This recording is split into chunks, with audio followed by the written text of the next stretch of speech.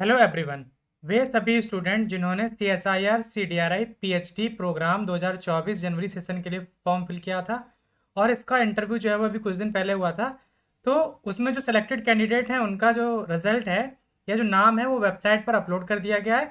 जब आप CDRI की वेबसाइट पर जाएंगे तो यहाँ पर आप नीचे देख पा रहे हैं सेलेक्टेड कैंडिडेट की लिस्ट यहाँ पर मेंशन की गई है।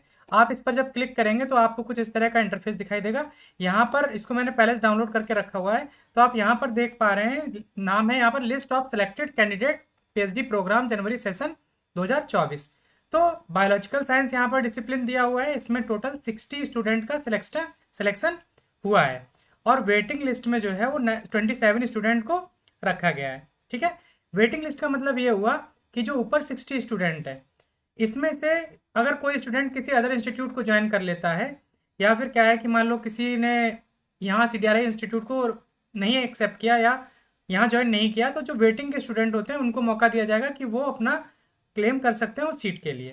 तो वहीं जो केमिकल साइंस के स्टूडेंट हैं उसमें टोटल 19 स्टूडेंट का सिलेक्शन हुआ है।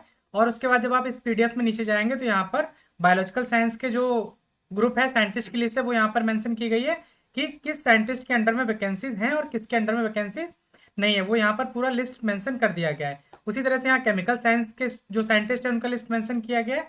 और बहुत इंपॉर्टेंट पॉइंट आपको याद रखना है कि आप लैब सेलेक्ट बहुत ध्यान से करिए।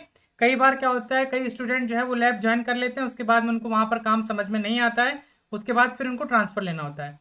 जितना आसान ज्वाइन करना है उससे कई ज़्यादा मुश्किल जो है वो उस लैब से ट्रांसफर लेना होता है। तो आप लैब ज्वाइन करते टाइम काफ़ी सावधानी बरतें, अच्छे से पता कर लें कि जो उनका काम है वो आपको समझ में आ रहा है या नहीं, तभी लैब ज्वाइन करें, अन्यथा जल्दबाजी ना करें।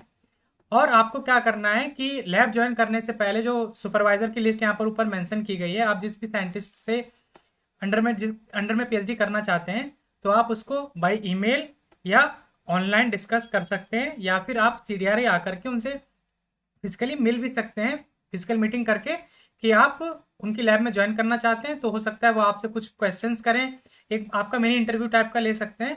उसके बाद में आपको क्या करना है, लैब ज्वाइन करना है। और लैब को ज्वाइन करने की और ACSIR के जो फीस सबमिट करने की जो डेट है वो 20 नवंबर रखी गई है। यानी कि आपको 20 नवंबर से पहले पहले अपना जो रिस्पेक्टिव साइंटिस्ट है आप जिसको सेलेक्ट करेंगे उससे कंसल्ट फॉर्म साइन जरूर करा लेना है और ज्वाइन कर लेना है।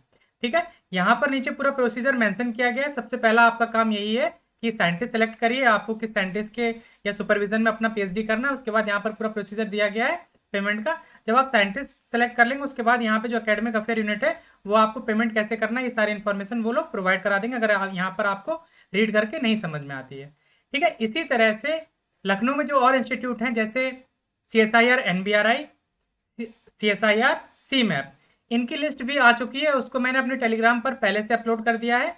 अभी CSIR IITR की लिस्ट बाकी है, उसको भी मैं अपने टेलीग्राम ग्रुप पर जैसे ही आएगी अपलोड कर दूंगा। आप ग्रुप ज्वाइन कर सकते हैं, ग्रुप का लिंक मैं वीडियो के डिस्क्रिप्शन में दे दूंगा, वहां से जाकर के आप आसानी से ज्वाइन कर सकते हैं। अगर इस चैनल को अभी तक आपने सब्सक्राइब नहीं किया हुआ तो चैनल को सब्सक्राइब कर लीजिए ताकि आने वाले वीडियोस की नोटिफिकेशन आपको मिलते रहे। और वे सभी स्टूडेंट जिनका इस लिस्ट में नाम है उनको मेरी तरफ से बहुत बहुत शुभकामनाएं। और वे स्टूडेंट जिनका इस लिस्ट में नाम नहीं है उनके लिए मेरा एक संदेश है कि अभी भी बहुत सारे इंस्टीट्यूट CSIR के अदर जो DBT या ICMR इंस्टीट्यूट हैं वहां पर PhD प्रोग्राम 2024 के लिए पोस्ट आ रही हैं। आप उन पोस्ट को फिल करिए, आपको कहीं ना कहीं एक अच्छा इंस्टीट्यूट मिल जाएगा। धन्यवाद।